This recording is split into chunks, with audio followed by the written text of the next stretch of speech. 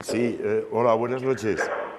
Hola. Hola, mira, perdona que te llame a estas horas, pero es que es algo urgente. Trabajo en una empresa de transportes, de entrega, y nos acabo de dar cuenta que hemos entregado en tu domicilio un Satisfyer y no era para vosotros.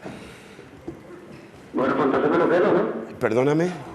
¿Me lo quedo entonces? No, mira, no, mañana por la mañana si, habrá alguien en casa porque vamos a buscar a buscarlo, si puede ser. Sí, estará mi señora, pero no sé. Ah, pues si está Mi su señora no- mejor, porque a lo no mejor me se lo dice hemos nada. dado a ella. ¿Perdón? No, igual se lo hemos entregado a ella, no lo sé. No, porque si no me lo hubiera dicho. Y no nos consta que se ha entregado ahí hoy. Imposible.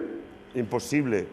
Mm. Estoy llamando a ¿dónde?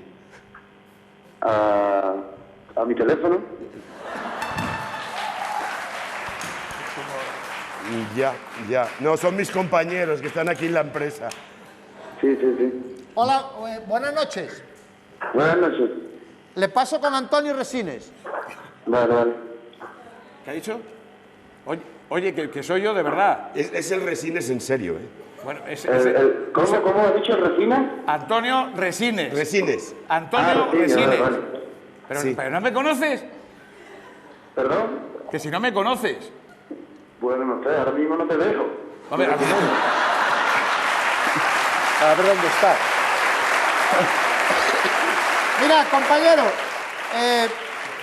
¿dónde estás? ¿Dónde vives? ¿Dónde vives? Soy de Sevilla, pero vivo en Viveiro.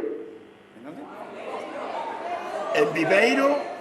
Que de Sevilla vive en Viveiro. Viveiro, provincia de Murcia. No, de Murcia no, de Lugo. ¿De Lugo? Sí. bueno, Por el acento yo dije de Viveiro.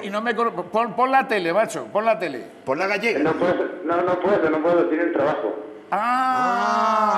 Tú eres el que trabaja a Pero estas horas. es indignante que no me conozcas a mí, pero ¿tú dónde vives, aparte de Viveiro? O sea, que me parece indignante. Bueno, tranquilo que Antonio tampoco sabe lo que es un Satisfyer, ¿eh? O sea que...